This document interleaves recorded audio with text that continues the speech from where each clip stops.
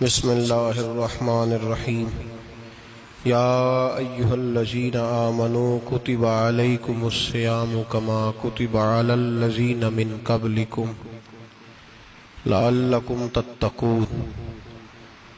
قال النبی صلی اللہ علیہ وسلم لکل شیء زکاۃ وزکاۃ الجسد الصوم، او کما قال صلی اللہ علیہ وسلم صدق اللہ العظیم وصدق رسولہ النبی الکریم۔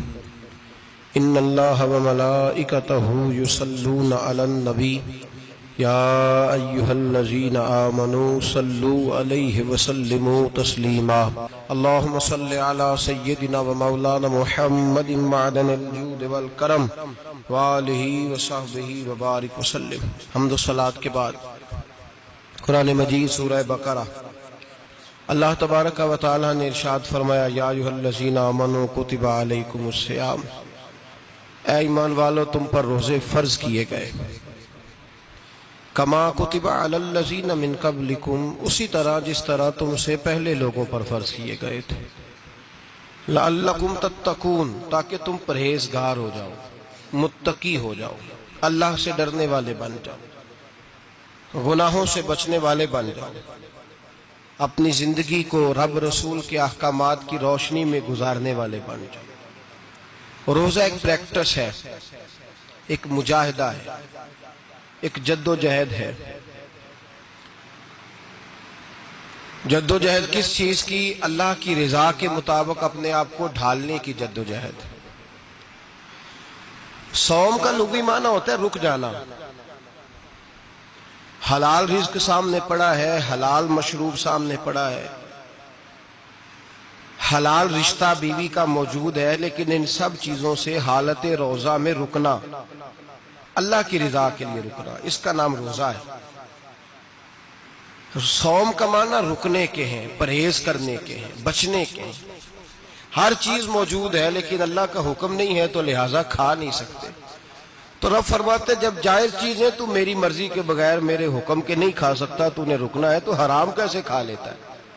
اب جائز چیز کے لیے تجھے حکم ہے، میں کہوں تو کھائے گا، میں کہوں تو نہیں کھائے گا۔ میں نے حکم دے دیا جائز ہے، روٹی ہے، کھانا ہے، گوشت ہے، تیری فریج میں پڑا سارا کچھ، تو با اختیار ہے، منہ میں دانت بھی ہیں، ہضم کرنے کو ہاضمہ بھی ہے، بھوک کی شدت بھی ہے، پر میری اجازت کے بغیر تو کھا سکتا۔ روزہ رکھ لیا، اب تجھے حکم نہیں کہ تو کھائے۔ جب جائز چیز میری مرضی کے بغیر نہیں کھا سکتا تو ناجائز کیسے کھائے گا؟ میرے نبی پاک علیہ الصلوۃ والسلام نے اپنے خوبصورت الفاظ کے اندر اس مفہوم کو بیان فرمایا۔ محبوب پاک صلی اللہ علیہ وسلم فرماتے جس نے جھوٹ نہیں چھوڑا، غیبت نہیں چھوڑی، برائی نہیں چھوڑی، اللہ کو اس کے بھوکے پیاسے رہنے کی کوئی ضرورت نہیں۔ وہ کاہے کا رکا ہے؟ جب کوئی کام تو اس نے اللہ کی رضا والا کیا نہیں۔ روزہ رکھ کے دغا کر رہا ہے، روزہ رکھ کے جھوٹ بول رہا ہے، روزہ رکھ کے کم ماپ رہا ہے، تول رہا ہے، دھوکہ دے رہا ہے، رشوت لے رہا ہے، فراڈ کر رہا ہے، حرام کا مال اکٹھا کر کے کہتا ہے اس میں سے چلو 10 دیگیں بھی پکا دیں گے۔ وہ بھائی جو کام اللہ نے تجھے کرنے کو حکم دیا تھا، جب تو وہ بجا ہی نہیں لا رہا، مقصد روزہ ہی تو حاصل، لعلکم تتقون۔ روزے کا مقصد یہ ہے کہ تو پرہیزگار ہو جائے۔ میرے نبی پاک علیہ الصلوۃ والسلام کی بارگاہ عالی مرتبت میں 2 عورتیں آئیں، یہ چیزیں کھا لو، کہنے لگی محبوبہ ہم نے روزہ رکھا ہوا ہے۔ فرمایا نہیں، تمہارا تو روزہ نہیں ہے، حضور رکھا ہوا ہے روزہ، سحری سے لے کر اب تک کچھ نہیں کھایا، شام تک بھی نہیں کھائیں گی۔ محبوب نے فرمایا ذرا کہہ تو کرو، الٹی تو کرو۔ کہہ کی تو ان کے حلق سے خون بھی نکلا اور گوشت کے لوتھڑے بھی نکلے، پھوٹیاں بھی نکلی۔ نبی پاک نے فرمایا وہاں بیٹھ کے تم نے اپنے جاننے والوں کی غیبت نہیں کی، چغلی نہیں کھائی؟ خاموش ہو گئیں، گردنیں جھک گئیں۔ نبی پاک نے فرمایا تم نے قرآن نہیں پڑھا کہ جو اپنے بھائی کی غیبت کرتا ہے وہ مردہ بھائی کا گوشت کھاتا ہے؟ تو گوشت کھا کے بھی تمہارا روزہ رہ گیا۔ کس طرح کا روزہ ہے کہ صاحب روزہ رکھ کے نہ رکھنے والوں پہ تنقید کر رہے ہیں؟ تراویاں پڑھ کے نکلے ہیں تو کہتے ہیں میں اکیلا ہی نیک ہوں، باقی تو محلے میں کوئی پڑھتا ہی نہیں۔ یہ کیسا تیرا روزہ ہے کہ تو روزہ رکھ کے تو اس کے مقصد کو نہیں سمجھا؟ لعلکم تتقون، روزہ دار تو وہ ہے کہ روزہ رکھا ہوا ہے، کھانے بھی سے رکا ہے، پینے سے بھی رکا ہے، عمل زوجیہ سے بھی رکا ہے، پھر وہ جھوٹ سے بھی رکے، غیبت سے بھی رکے، بدنگاہی سے بھی رکے، حرام خواری سے بھی رکے ساری چیزوں سے۔ یہ بتلائیے کہ روزے کی حالت میں اپنی بیوی کے پاس جانا منع ہے تو غیر محرم کو دیکھنا جائز ہے؟ ہمارے ٹی وی پہ میں نے پہلے بھی کہا تھا کہ ہم ٹھیکیدار اور ذمہ دار نہیں ہیں مذہب کے۔ یہاں ہمارے آنے سے پہلے بھی کوئی بیٹھا تھا، ہم مریں گے تو یہاں ہم سے بڑے بڑے نیک لوگ بیٹھیں گے، کوئی بندہ ذمہ دار نہیں ہے۔ بڑے بڑے کج کلا، صاحب جبہ و دستار، بڑے بڑے صاحب بصیرت، آئمہ، فقہاء، علماء، زعماء، نقباء، صوفیاء، اولیاء، غوث، کتب، ابدال، اوتاد، کتب الاقطاب، جانے کون کون آئے، علماء آئے، مفسرین آئے، محدثین آئے، گزر گئے۔ ہم تو خاک نشین لوگ ہیں، تھوڑا کام کرنے والے، تھوڑی صلاحیت رکھنے والے۔ لیکن بھائی اگر کرتے ہیں تو ایک کام کرتے ہیں، ساتھ دوسرا نہیں کرتے۔ یہ کس طرح کا دین سکھانے لوگ نکلے کہ شوال سے لے کر شعبان تک گانا سنایا جائے گا، شعبان سے لے کر شوال تک ناچ گانا کیا جائے گا، شوال سے لے کر شعبان تک دھما چوکڑی ہوگی، رمضان آئے گا تو حدیثیں سنائی جائیں گی، رمضان آئے گا تو لوگوں کو قرآن پڑھ کے سنایا جائے گا۔ یہ مذہب بانج نہیں ہے کہ گویے مذہب سکھائیں گے، ایکٹر مذہب سکھائیں گے۔ یہ مذہب بانج نہیں ہے کہ ایک گلاس کے اندر پہلے شراب پی لو، پھر اسی گلاس میں رمضان آئے تو شہد بانٹنا شروع کر دو۔ یہ بانج نہیں، یہ میرے رسول اللہ کا مذہب ہے۔ اگر تمہیں شوق ہے دین سیکھنے سکھانے کا، یکم رمضان کو توبہ کرو اور کہو کہ ہم ٹی وی پہ بیٹھ کے حدیثیں سنائیں گے تو سارا سال سنائیں گے، اور جس زبان سے حدیث نکلے گی پھر اس سے کبھی گندا گانا نہیں نکلے گا، پھر کبھی ناچ گانا نہیں ہوگا۔ یہ کون سا مذہب ہے جو بیویاں سکھا رہی ہیں؟ یہ کون سا دین ہے جو عورتیں سکھا رہی ہیں؟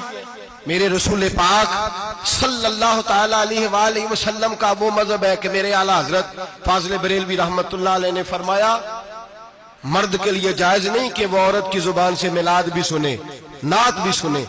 مرد کے لیے جائز نہیں، مرد کو مرد سکھائے گا، عورت سکھائے گی تو عورتوں کو سکھائے گی۔ بے شک آپ سویرے فتویٰ دیجئے کہ چھوٹی سی مسجد میں بیٹھ کے، چھوٹے سے کونے میں بیٹھ کے چھوٹا سا مولوی، اور وہاں تو اتنے بڑے مفتی ٹی وی پہ بیٹھے ہوئے ہیں، وہ غلط ہے تو صحیح ہے کیسے ہو گئے؟ سنو، میرے نبی پاک علیہ الصلوۃ والسلام کے مذہب کا حسن یہ ہے کہ اسلام کہتا ہے ایک نظر بی بی کو دیکھا کسی نے غلطی سے تو معافی ہو جائے گی، دوسری نظر شہوت سے دیکھا تو حرام ہے اس کے لیے، وہ پاکستان کا مولوی ہو یا سعودی عرب کا شاہ ہو، کسی کے لیے عورتوں کے بیچ پھرنا اٹھنا بیٹھنا جائز ہے؟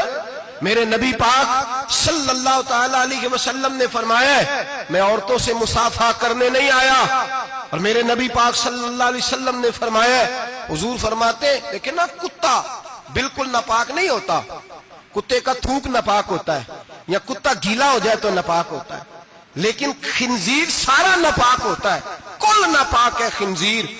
نبی پاک نے فرمایا خنزیر بھی ہو اور گند میں لتھڑا ہوا بھی ہو، پیشاب میں لتھڑا ہوا ہو، گوبر میں لتھڑا ہوا ہو، پخانے اور فضلے میں لتھڑا ہوا خنزیر ہو، اس کا جسم تیرے ساتھ ٹکرا جائے تو اتنا برا نہیں جتنا غیر محرم عورت کا وجود تیرے ساتھ ٹکرا جائے تو برا ہے۔ اس حد تک میرے نبی پاک صلی اللہ علیہ وسلم اور گنبد کے معاملے میں فتویٰ دینے والے، یا رسول اللہ کہنے پر کفر کا فتویٰ دینے والے اور بڑی بڑی باتیں کرنے والے خاموش کیوں ہو گئے؟ یا ایھا الذین آمنوا لا تتخذوا اليہود والنصارى اولیاء، رب فرماتا ہے یہودیوں اور عیسائیوں کو دوست نہ بناؤ، یہ تمہارے دوست ہو سکتے، یہ تمہارے سجن ہو سکتے؟ جب عرش کا مالک کہہ رہا ہے سجن نہیں ہو سکتے تو دوستی کی بات کیسے بڑھا رہا ہے؟ یا رسول اللہ ہمارے سجن کون ہو سکتے ہیں؟ فرمایا تمہارا دوست وہ ہو سکتا ہے جو محمد عربی کا غلامی کرنے والا ہو، جو رسول اللہ کی نوکری کرنا ہو دوست ہوگا، دوسرا دوست ہو سکتا؟ کوئی ایکٹر مذہب نہیں سکھائے گا، کوئی گویہ مذہب نہیں سکھائے گا۔ حضرت جناب سیدنا جنید بغدادی، بغداد کے پیر سے کسی نے پوچھا تھا آج سے 1100-1200 سال پہلے، وہ تو زمانہ ویسے نیکی اور پرہیزگاری کا تھا، کہا بابا جی مرد اور عورت نیک ہو، بغیر پردے کے، بغیر حجاب کے، بغیر دیوار کے بیٹھ کر ایک دوسرے کو دین سکھا سکتے ہیں؟ حضرت صاحب بتائیے، مرد اور عورت نیک ہو تو بغیر پردے اور حجاب کے ایک دوسرے کو دین سکھا سکتے ہیں؟ تو حضرت جنید بغدادی فرمانے لگے، سکھانے والا حسن بصری ہو اور سیکھنے والی رابعہ بصری ہو تو پھر بھی بغیر پردے کے بیٹھنے کی اجازت نہیں۔ تو مفتی صاحب کو اجازت کس نے دی؟ مولانا صاحب کو اجازت کس نے دی؟ بڑا وہ نہیں ہوتا جو ٹی وی پہ زیادہ آتا ہے، بڑا وہ ہوتا ہے جو رسول اللہ کے دین پہ عمل زیادہ کرتا ہے۔ حضرت عبداللہ ابن مسعود رضی اللہ تعالیٰ عنہ فرماتے، زیادہ باتیں کرنے والا عالم نہیں ہوتا۔ حضور پھر عالم کون ہوتا ہے؟ فرمایا پڑھو قرآن، انما یخشی اللہ من عبادہ العلماء۔ فرمایا بڑا عالم وہ ہوتا ہے جو اللہ سے زیادہ ڈرتا ہے، اس لیے کہ رب فرماتا ہے میرے بندوں میں سے جو عالم وہ ہے جو اللہ سے زیادہ ڈرتے ہیں، خوف رکھتے ہیں۔ تو میرے بھائی، رمضان المبارک میں بچنا ہے، پرہیز کا وقت ہے، تو کوئی شخص بھی کوئی شو نہ دیکھے، میری منت ہے آپ حضرات، کوئی شو نہ دیکھے۔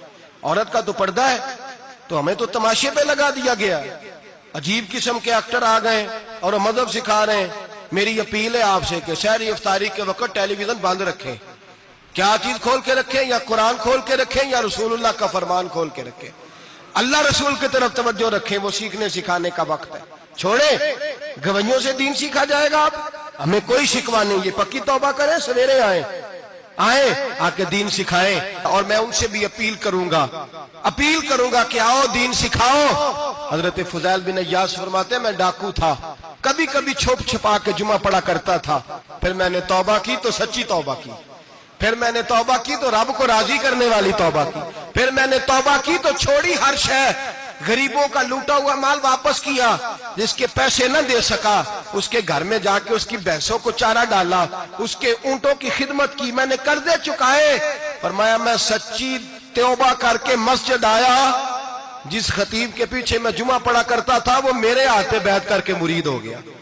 اللہ تبارک و تعالیٰ نے اپنے بندوں کے دل میری طرف پھیر دیے، پھر تمہیں اس میں انعام دینے کی ضرورت نہیں پڑے گی، پھر تم کٹیا نشین بن کے بھی دین پھیلاؤ گے تو اللہ اس میں تاثیر پیدا فرما دے گا۔ تو روزے کا معنی رکنا ہے، روزے کا معنی بولیے، روزے کا معنی رکنا، کس سے؟ جھوٹ سے، غیبت سے، بدی سے، بدنگاہی، کھانے پینے۔ روزہ کس پہ فرض ہے؟ امیروں پہ کہ غریبوں پہ؟ جی کہنے میں تو کام ہی، میرا تو کام ہی محنت مزدوری والا، میں کیسے روزہ رکھوں؟ میں تو دیہڑی لگاتا ہوں تو روزہ کیسے رکھوں؟ میں نے نہیں کسی حدیث میں پڑھا کہ روزہ وہ رکھے جو دفتر میں بیٹھتا ہے۔ صحابہ کے زمانے میں تو دفتر ہوتے ہی نہیں تھے، کسی جگہ نہیں لکھا ہوا روزہ وہ رکھے گا جو اے سی میں بیٹھتا ہے، تب تو اے سی تھے ہی نہیں۔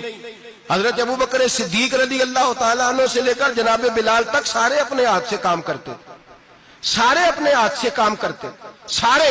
حضرت عمر فاروق رضی اللہ تعالیٰ عنہ خلیفہ وقت ہونے کے باوجود مال غنیمت کے اونٹ چرنے جاتے تھے تو چراگاہ میں چھوڑنے میں جاتے تھے، لینے بھی آتے تھے واپس۔ سارے لوگ اپنے ہاتھوں سے مشقت والے کام کرتے، حضرت بلال مزدوری کرتے، سلمان فارسی مزدوری کرتے، مقداد مزدوری کرتے، صحابہ مزدوریاں کرتے، روزے رکھتے۔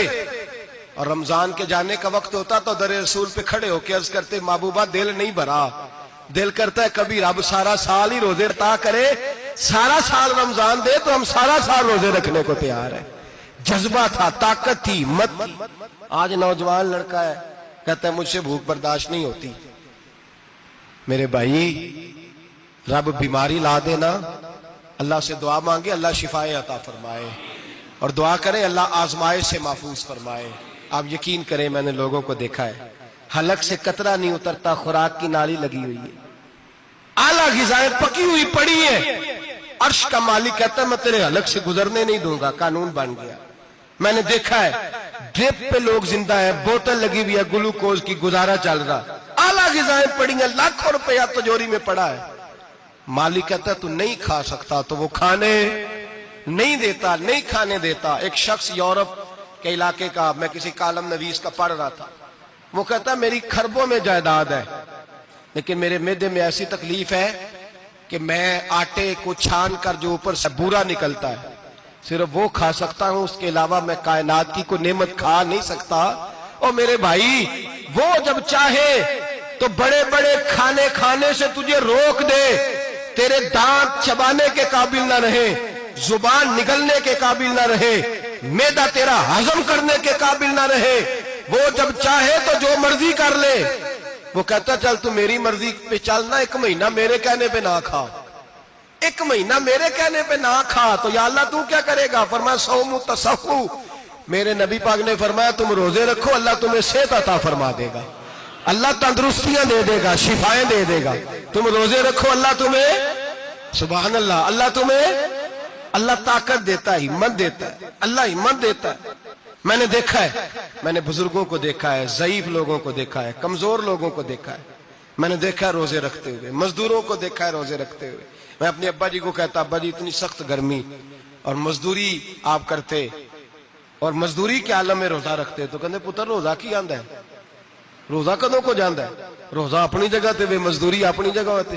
اور کئی دفعہ مینوں فرمان لگے، مینوں یار سمجھ کوئی نہیں لگدی، پتہ نہیں روزیاں چ اللہ طاقت کتھوں دے چھڑدا ہے، اتنی زیادہ کام بھی زیادہ کریدا ہے تے روزہ بھی بھائی صوم تصحو، میرے مصطفیٰ نے فرمایا تو روزہ رکھ، اللہ تجھے صحت عطا فرما دے گا۔ رب تعالیٰ تجھے، یہاں ہوٹل کھلے ہوئے ہیں، یہاں عجیب حالات ہیں، ہوٹل کھلے ہوئے ہیں، لوگ بہانے ڈھونڈتے پھرتے ہیں، کہتے ہیں کٹ لگ گیا تھا، ذرا تھوڑا سا خون نکل آیا، سنی پلاس لگائی ہے تو روزہ نہیں رکھا، یہ ذرا مجھے تھوڑی دقت ہو گیا تو میں نے روزہ نہیں رکھا، کھانسی لگ گئی ہے تو روزہ نہیں رکھا۔ او خدا کے بندے، روزہ تو نعمت ہے۔ اور سبحان اللہ، میرے نبی پاک نے فرمایا لکل شیء زکات و زکات الجسد الصوم، فرمایا ہر شے کی زکات ہوتی ہے، وجود کی زکات روزہ ہے، روزے رکھو جسم کی زکات نکل جائے گی۔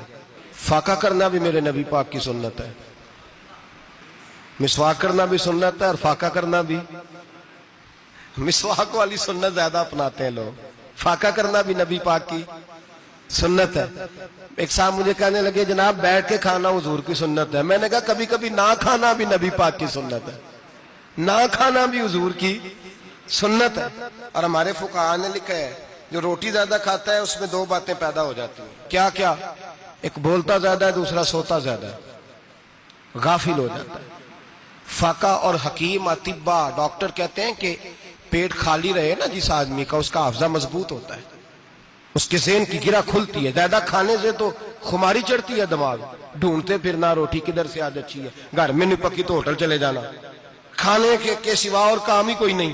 اور صاحب میرے نبی پاک علیہ السلام نے فرمایا کافر 7 آنتوں سے کھاتا ہے، 7 آنتوں سے، اور فرمایا میرا مومن 1 آنت سے کھاتا ہے، اس کے وجود میں کھانے والی 1 آنت ہے، کافر 7 آنتوں سے کھاتا ہے۔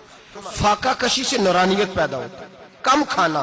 دیکھیں نا نبی پاک صلی اللہ علیہ وسلم نے اللہ سے فاقہ مانگ کے لیا ہے، یا اللہ 1 وقت روٹی دے، 1 وقت کا فاقہ دے، مانگ کے لیا ہے نبی پاک نے، مانگ کے۔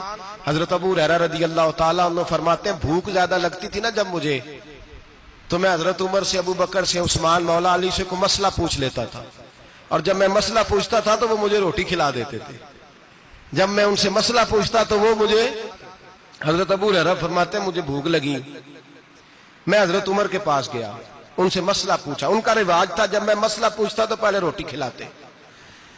ہمارے بزرگ یہ فرماتے ہیں کہ کھانے کھلا کے دین پڑھاؤ، صرف تمہارا کتب خانہ نہیں کھلا ہونا چاہیے، تمہارا دسترخوان بھی کھلا ہونا چاہیے۔ کسی نے نبی پاک صلی اللہ علیہ وسلم سے پوچھا تھا بہترین مسلمان کون ہے؟ حضور نے فرمایا جو سلام لینے میں پہل کرے اور روٹی زیادہ کھلائے، جو روٹی ہر وقت فکر کرے آ یار تو روٹی کھا لے، روٹی کھانے کی طرف توجہ دلائے۔ کھلانا سنت ہے، زیادہ کھانا اس میں بھی فرق رکھے۔ تو نبی پاک صلی اللہ علیہ وسلم کے صحابی حضرت ابو ہریرہ رضی اللہ تعالیٰ عنہ فرماتے ہیں میں نے حضرت عمر سے مسئلہ پوچھا، میں نے کہا حضور مسئلہ بتائیں، تو کہتے پہلے ان کی عادت تھی جب میں مسئلہ پوچھتا تو روٹی بھی کھلاتے، آج انہوں نے مسئلہ ہی بتایا ہے، روٹی کوئی نہیں کھلائی۔ تو مجھے کہنے لگے ابو ہریرہ تو سوچتا ہوگا روٹی نہیں اس نے پوچھی، تو نے کب سے کھانا نہیں کھایا؟ میں نے کہا آج صبح سے۔ تو جناب عمر کہنے لگے میں نے کل صبح سے نہیں کھایا۔ چل ابو بکر صدیق کے گھر مسئلہ پوچھتے ہیں، کہتے جناب صدیق اکبر کے دروازے پہ گئے، جا کر کے ان سے مسئلہ پوچھا۔ ان کی بھی عادت تھی جب کوئی مسئلہ پوچھنے جاتے تو دسترخوان بچھا لیتے، کہتے آؤ روٹی بھی کھلاتا ہوں مسئلے بھی بتاتا ہوں۔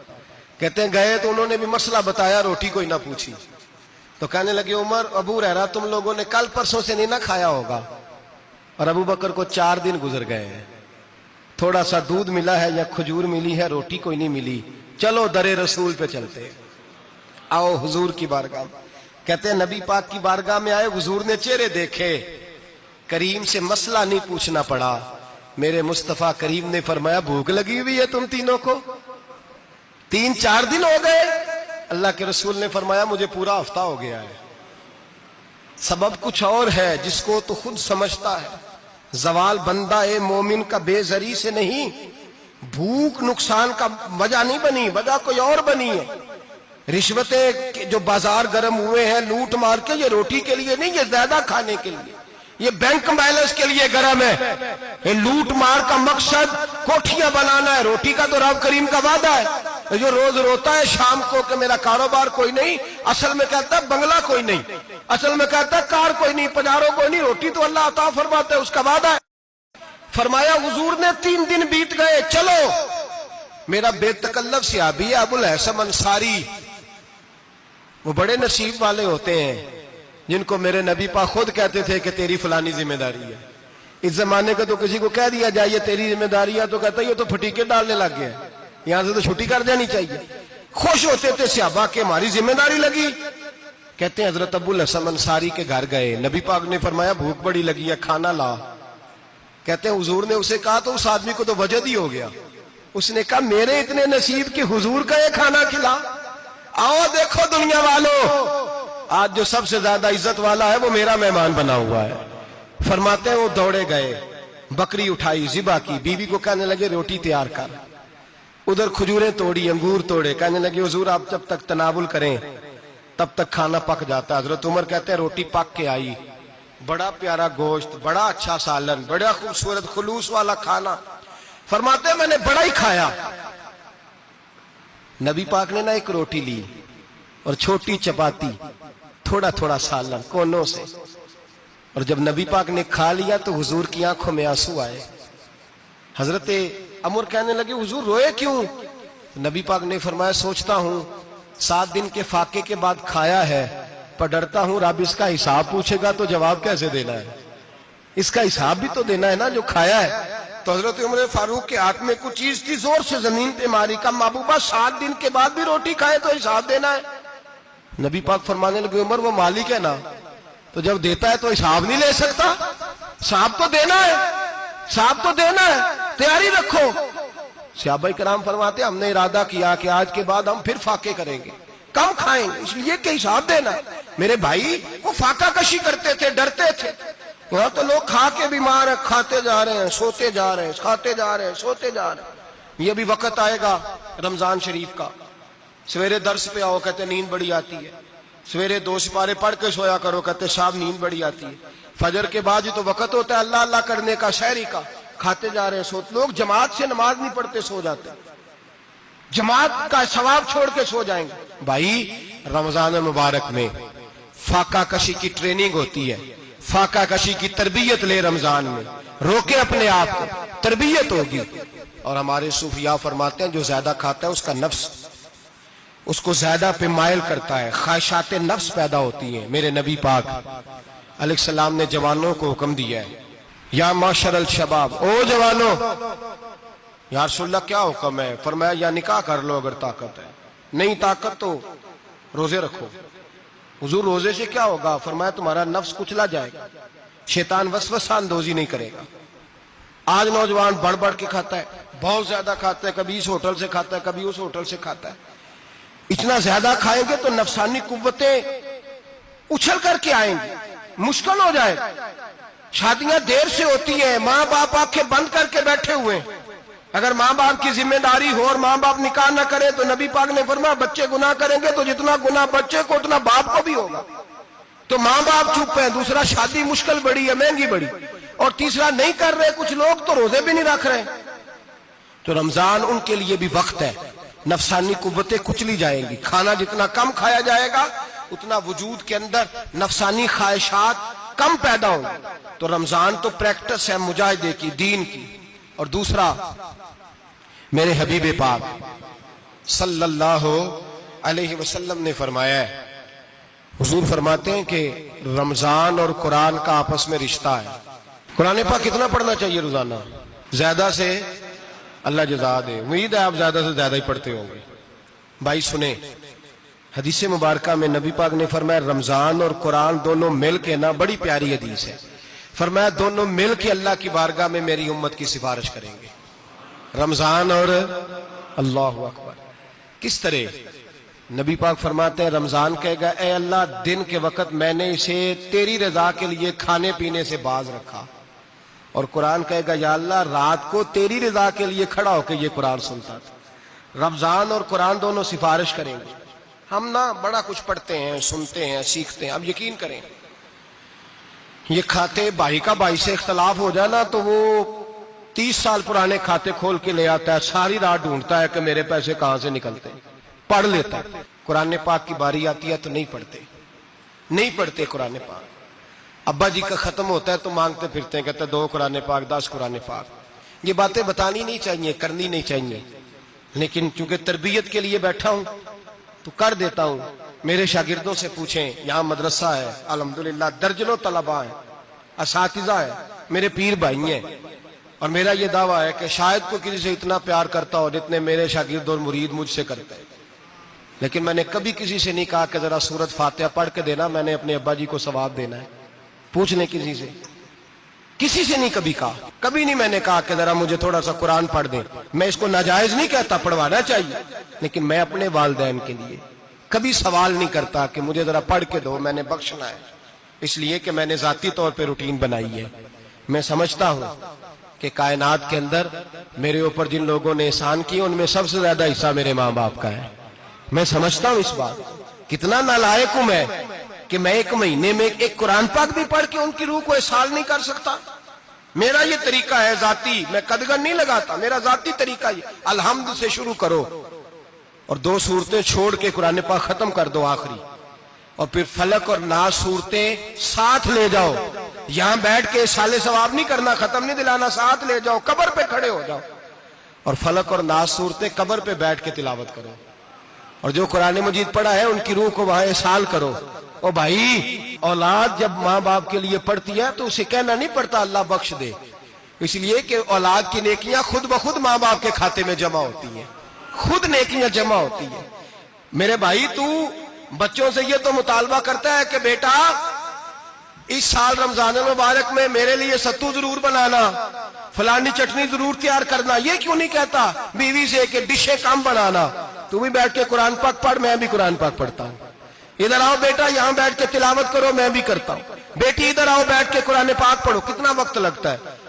حافظ اور قاری اور علماء اگر پڑھے تو 20-25 منٹ لگتے ہیں قرآن پاک کا سپارہ پڑھنے، اور اٹک اٹک کے پڑھنے والا بھی پڑھے تو 1 گھنٹہ لگ جائے گا.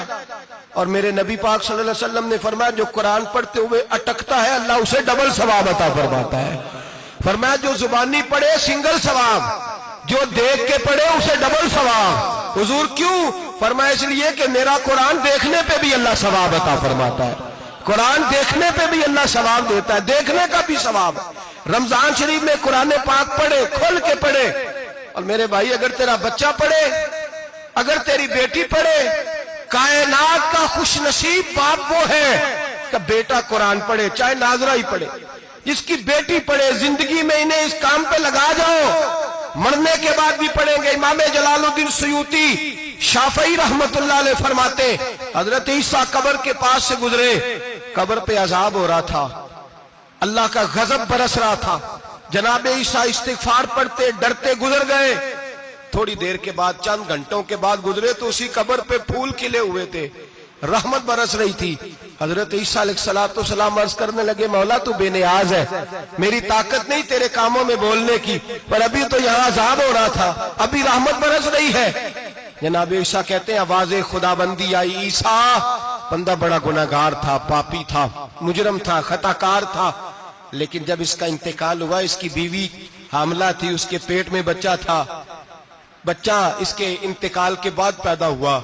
آج وہ 4-4.5 سال کا ہوا ہے، مکتب میں گیا ہے، مدرسہ میں گیا ہے، استاد نے بسم اللہ شریف پڑھائی ہے. فرمایا اس نے توتلی زبان سے کہا ہے بسم اللہ الرحمن الرحیم. کہ ایسا مجھے بتلا اس زمین پر وہ معصوم جسے ابھی رحمان اور رحیم کہنا نہیں آتا، وہ توتلی زبان سے مجھے رحمان اور رحیم کہے اور میں اسی زمین پہ اس کے باپ کو عذاب دوں؟ فرمایا اس نے ایک بار رحمان اور رحیم کہا ہے، میں نے اس کی باپ کی قبر کو نور سے معمور فرما دیا ہے، نور سے بھر دی ہے قبر، برکت سے بھر دی ہے۔ اللہ کرے میرے بیٹے بھی قرآن پڑھے، اللہ کرے میری بیٹیاں بھی قرآن پڑھے، اللہ کرے ہم سب کی اولادیں قرآن پاک پڑھے۔ لیکن نا امام اعظم ابو حنیفہ رمضان میں 61 قرآن پاک پڑھتے تھے۔ کتنے؟ 60 تک، اللہ اکبر۔ ایک قرآن پاک دن میں پڑھتے پورا، ایک رات کو پڑھتے، ایک تراویح میں پڑھتے، 61 قرآن پاک امام صاحب پڑھتے۔ آپ فرماتے میں نے چھوڑ دیے سارے وظیفے، میں صرف رسول اللہ کا قرآن پڑھتا ہوں۔ رمضان سارا قرآن پاک، سارا رمضان۔ اب تو عادت ہی نہیں رہی ہمیں قرآن پاک کی۔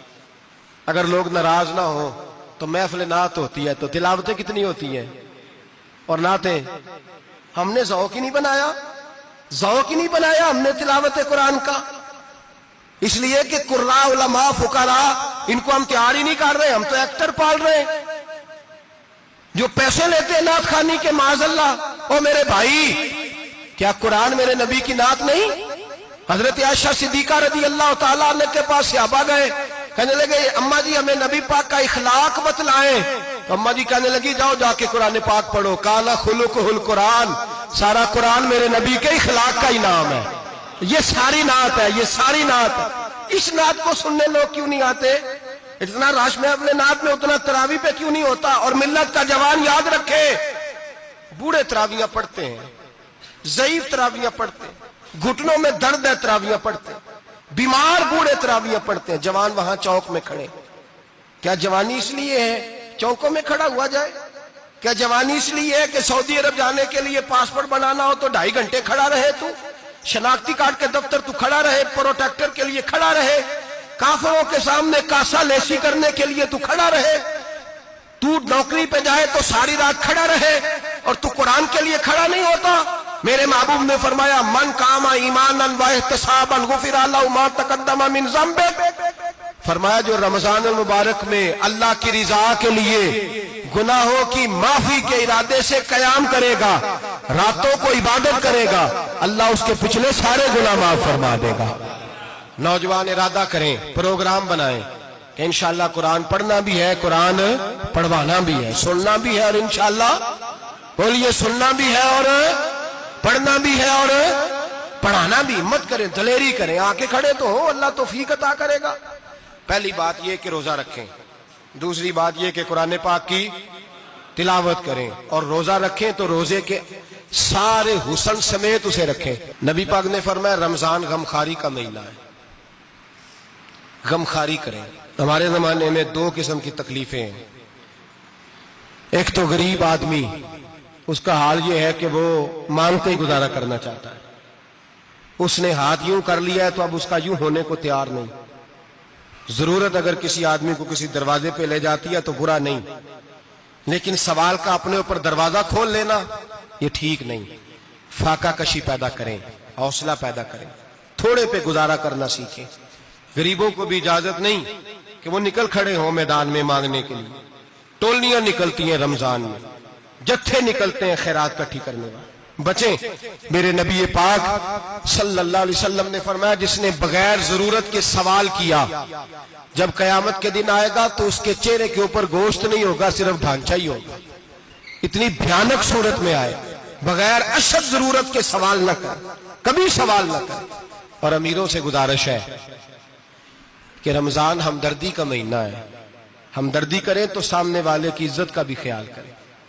یہ بات درست ہے کہ غریب سیاڑا نہیں ہوتا، اس لیے کہ جس کی جیب میں پیسے نہیں ہوتے بھائی اسے عقل بھی نہیں ہوتی، جس کے گھر کار نہیں ہوتی اسے چلانے کا طریقہ، جس کے گھر اوون نہیں ہوتا اسے چلانے کا طریقہ بھی نہیں آتا، جس کے گھر میں چیزیں ہوتی ہیں اسے چلانا بھی آ جاتا ہے، جدے گھر دانے اودے کملے بھی اس کے سیانے ہو جاتے ہیں۔ تو چودھری صاحب، سیٹھ صاحب، نواب صاحب آٹا تقسیم کرتے ہیں، کھڑے ہو کے فوٹو کھچاتے ہیں، فیس بک پہ دیتے ہیں، اور ایک آٹے کا تھیلا اور 10 اخباروں میں فوٹو۔ اللہ سے ڈریں، رمضان ہمدردی کا مہینہ، ہمدردی کا۔ غریب کو دیں تو اس کی عزت کو رسوا نہ کریں۔ میرے نبی پاک علیہ السلام کے صحابی حضرت عبداللہ ابن عمر رضی اللہ تعالیٰ عنہ ڈھونڈ کے لاتے تھے مسکینوں کو، ڈھونڈ کے، اور جب لاتے تھے تو اپنے دسترخوان پر بٹھا کر اپنے ساتھ افطاری کرایا کرتے، اور پھر فرمایا اللہ تعالیٰ نے لن تنالوا البر حتی تنفقوا مما تحبون، اللہ کے راستے میں وہ چیز دینی ہے جو تمہیں زیادہ پیاری ہو۔ کون سی چیز جو تمہیں؟ میں تھوڑا سا بے باک ہوں، بعض دوستوں کے ساتھ، سب کے ساتھ نہیں۔ ایک دوست مدرسے میں گھی دینے آئے ایک دفعہ، تو وہ والا گھی دے گئے جو سب سے سستا تھا، تو میں نے کہا مجھے دیانتداری سے بتائے آپ یہی کھاتے ہیں گھر میں؟ کہنے لگے نہیں۔ تو میں نے کہا پھر ہم نے بچے مارنے کے لیے تو نہیں نہ رکھے ہوئے، کیا وہ والا گھی اللہ کے راستے میں پیاری چیز دے رہی ہے نا، اس لیے گلے گلے نوٹ لوگ مسجد کے گلے میں ڈال جاتے ہیں، پھٹے ہوئے ڈال جاتے ہیں، کہتے ہیں جوڑ لیں گے مولوی صاحب۔ اور خدا کے بندے پیاری چیز دینی تھی تو نے، اور تو نے اس کا ترجمہ الٹ کر لیا ہے۔ سمجھ لیں رمضان المبارک میں کسی غریب کی مدد کرنی ہے تو ساتھ اس کی عزت بھی کرنی ہے۔ نبی پاک علیہ السلام کے دروازے پر جب سے، یہ جملہ ایک ہے لیکن بڑا قیمتی ہے، صحابہ کہتے ہیں جب ہم دروازہ رسول پہ جاتے تھے خیرات بھی ملتی تھی اور عزت بھی ملتی تھی، خود بھیک دیں خود ہی کہیں منگتے کا بھلا ہو، خیرات بھی ملتی تھی اور عزت بھی ملتی تھی۔ نبی پاک ساتھ عزت بھی دیتے تھے، مسکین کو غریب کو دیں اور خیر خائی کریں، جوتے بیچنے والے جوتوں کے ریٹ سستے کریں، کپڑا بیچنے والے کپڑے کا ریٹ، درزی صاحب بھی ریٹ سستا کریں، دکاندار بھی چیزوں کا ریٹ، حکیم صاحب پیسے کم لیں، ڈاکٹر پیسے کم کریں، حکومت نرخوں میں کمی کرے، اور یہ کام اجتماعی طور پہ کریں۔ میرے نبی پاک نے فرمایا رمضان غمخواری کا مہینہ ہے، اس میں غمخواری کرنی ہے، دوسرے کا خیال کریں، اظہار کریں، قربانی کریں۔ یہاں ہر چیز کا ریٹ بڑھ جاتا ہے رمضان شریف میں، ہر آدمی کہتا ہے میرا سیزن آ گیا ہے، توجہ بڑھائیں، خیال کریں، غمخواری کا مہینہ ہے۔ اور پھر آپ لوگوں سے یہ بھی گزارش ہے کہ رمضان المبارک کا جب مہینہ آئے تو جس آدمی کے ساتھ نیکی کرنی ہے وقت پہ کریں، کسی غریب کو پیسے دینے ہیں کپڑے دینے ہیں تو یکم رمضان کو دیں۔ میں اکثر دوستوں سے پوچھتا ہوں، میں کہتا ہوں قاری صاحب نو جوڑا کدو دیندے ہو؟ کہندے ستیویں والے دن۔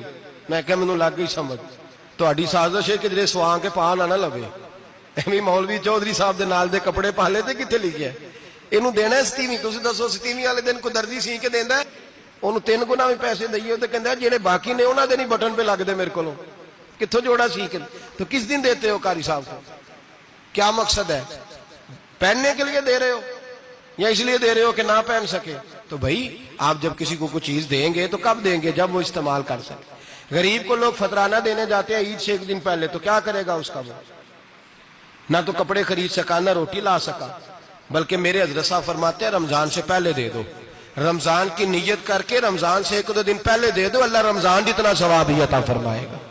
رمضان سے پہلے دو، جس کو کچھ ہے دن قبل از وقت تیاری کرو۔ اور میرے قبلہ حضرت صاحب فرمایا کرتے اپنے کپڑے بعد میں، غریب کے بچوں کے کپڑے پہلے، اپنے گھر کی ضروریات بعد میں، غریبوں کی ضروریات، اس لیے کہ اللہ پاک نے ان کا رزق بھی ہمارے گھر بھیج دیا، ہماری ڈیوٹی لگائی ہے کہ تم نے بانٹنا، بانٹنے والے بنو۔ اور یہ ذہن بنائے کہ پتہ نہیں کس کا حصہ تھا جو اللہ نے میرے گھر بھیجا، یہ ذہن بنا کے بانٹ۔ اور جس کو دینے جائیں، ہاں آپ کو اجازت ہے تھوڑا بہت پتہ کرنے کی، لیکن تھوڑا بہت تفتیش کرنے کی اجازت، بال کی کھال اتارنے کی اجازت۔ میں نے دیکھا ہے لوگ غریبوں کا انٹرویو لیتے ہیں، تیرا تو فلانا کمانے والا نہیں، تیرا تو فلاں بچہ، او بھائی بہت سارے غریب ایسے ہیں، بڑے ہیں جو کمانے کی کوشش کرتے ہیں لیکن ان کا سبب نہیں بنتا۔ ہاں ہے ایسے لوگ جو سعودی عرب چلے گئے ہیں، کہتے ہیں تیرا تو فلاں باہر نہیں گیا، ہے گیا ہے، لیکن سارے سعودی عرب جانے والے بھی مال کمانے کی طاقت نہیں رکھتے، کئی وہاں بھی بیٹھ کے بیچارے قرضوں میں الجھے ہوئے ہیں، وہاں والوں کے ظلم کا شکار ہے، بہت ساری آزمائشوں میں۔ تو تفتیش کرتا ہے۔ میرے امام شافعی کا ایک جملہ اگر آپ کو یاد رہ گیا تو بات بن جائے گی۔ امام شافعی رحمت اللہ، بلکہ حضرت غوث اعظم جیلانی کے پاس وہ بات آپ کو زیادہ فائدہ دے گی۔ حضرت غوث اعظم جیلانی کو ان کا ایک مرید سمجھانے لگ گیا، کہنے لگا حضرت جی آپ سب کو دیتے رہتے ہیں، ہر بندہ مستحق نہیں ہوتا، ذرا ٹٹول کے دیا کریں۔ تو غوث اعظم جیلانی فرمانے لگے بھائی مجھے تو لگتا ہے تو بھی ان چیزوں کا مستحق نہیں تھا جو اللہ نے تجھے عطا کر دی ہے، پہلے تو بتا تو مستحق تھا، تجھے اپنی حیثیت اوقات کا پتہ ہے جو اللہ نے تجھے دے دی ہے، طاقت تھی، کوالٹی تھی تیرے اندر، وہ صلاحیت تھی، رب نے تو نہیں تیری تفتیش کی کہ تو قابل ہے کہ نہیں، تو اللہ کے بندوں کی تفتیش کرتا پڑتا ہے۔ امام شافعی فرمایا کرتے، امام شافعی فرماتے رب تجھے پرکھ کے نہیں دیتا، ٹٹول کے نہیں دیتا، رسوا کر کے نہیں دیتا، تو غریبوں کے ساتھ یہ سارا ظلم کیوں کرتا ہے؟ بس پتہ چل گیا وہ ضرورت مند ہے تو دے، اس لیے کہ اجر تجھے غریب نے نہیں دینا، اجر اللہ نے دینا ہے، اور اللہ اجر عمل پہ نہیں دیتا، اللہ تو نیت پہ اجر عطا فرماتا ہے۔ تو نیت دیکھ تیری کس طرح کی، تو میرے بھائی غریب کو دیں، قبل از وقت دیں۔ رمضان مبارک میں چوتھا کام، بات آخری اور چوتھا کام سنیں، رمضان میں دین سیکھیں۔ شیطان قید ہوتا ہے زیادہ سے زیادہ، اور جب آدمیوں کا پیٹ خالی ہوتا ہے نا تو ذہن جو ہوتا ہے نا وہ بھی اس کا فریش ہوتا ہے، اس میں کوشش کریں دین سیکھنے کی۔ میرے نبی کریم صلی اللہ علیہ وسلم نے اس دین کو علم کا دین قرار دیا ہے، شعور کا دین قرار دیا ہے، فہم کا دین قرار دیا ہے۔ نبی پاک صلی اللہ علیہ وسلم نے فرمایا ایک عبادت کرنے والا عشاء کے بعد کھڑا ہو اور فجر تک نماز پڑھتا رہے، ایک عالم دین عشاء پڑھ کے سو جائے اٹھ کے فجر پڑھ لے تو وہ 70 عبادت کرنے والوں کا درجہ زیادہ نہیں، عالم کا درجہ پھر بھی زیادہ ہے، اس عالم دین کا درجہ زیادہ ہے، اس لیے کہ وہ لوگوں کو آگاہی دیتا ہے، شعور بخشتا ہے۔ یہ دین جو ہے یہ، اور نبی پاک صلی اللہ علیہ وسلم نے فرمایا عبادت کرنے والے پر عالم کا درجہ اتنا ہی زیادہ ہے جتنا میرا درجہ اپنے غلاموں پر زیادہ ہے۔ عالم کو حضور نے اتنا بڑا مقام دیا۔ دین سیکھیں، شعور حاصل کریں، یہ فقاہت کا دین ہے، شعور حاصل کرنے کا دین ہے۔ اور نبی پاک صلی اللہ علیہ وسلم نے فرمایا دین کی ایک بات سیکھ لینا 1000 نفل پڑھنے سے زیادہ درجہ رکھتی ہے، دین کی ایک بات سیکھ لینا 1000 جنازے میں شرکت سے زیادہ درجہ رکھتی، دین کی ایک بات سیکھ لینا، میرے نبی پاک صلی اللہ تعالی علیہ وسلم ارشاد فرماتے 1000 مریض کی عیادت کرنے سے زیادہ درجہ رکھتی ہے۔ فرمایا جس نے رات کے ایک لمحے میں دین کی ایک بات سیکھی اللہ اسے ساری رات عبادت کرنے سے زیادہ ثواب عطا فرمائے گا۔ میرے ایسا فرمایا کرتے جب سیکھنے والے کو یہ ثواب ملے گا تو بتائیے سکھانے والے کو کتنا ثواب ملے، اسے اللہ کتنا درد۔ رمضان آ رہا ہے، شیطان قید ہے، دین پھیلانے کی کوشش کریں، جد و جہد کریں۔ بڑی نیند آتی ہے فجر پڑھ کے، لیکن اگر کسی کا ارادہ بن جائے کہ دین سیکھنا بھی ہے اور دین بچوں کو، تو پھر کوئی نیند غلبہ۔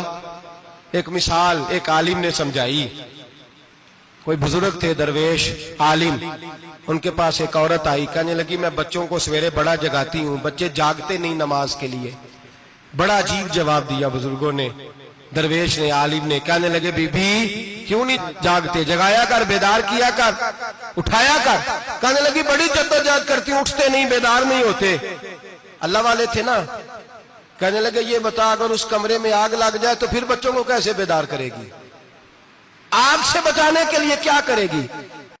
پھر تو بالوں سے پکڑ بھی گھسیٹنا پڑا تو گھسیٹ کے کمرے سے لاؤں گی، پھر تو چوٹیں لگتی ہیں تو لگ جائیں، پھر میں پرواہ نہیں کروں گی۔ آپ فرمانے لگے یوں سمجھ لے جہنم کی آگ جل رہی ہے، اگر تیرے بچے نے نماز نہ پڑھی تو آگ لگ جائے گی، اگر اس نے عبادت نہ کی تو اسے آگ، اب جیسے بھی تجھے اٹھانا پڑتا ہے اٹھا گھسیٹ کے باہر لا، لیکن اس کی نماز قضا۔ نیند بڑی آ رہی ہے سویرے، لیکن اگر دین نہ سیکھا تو مشکل ہو جائے گی۔ جیسے بھی اپنے آپ کو جگانا چاہیے، ہمت کرنی چاہیے، دلیری کرنی چاہیے۔ ہمیشہ مدحت خیر الانام میں گزرے، دعا ہے یہ عمر درود و سلام میں گزرے۔ آخر دعوانا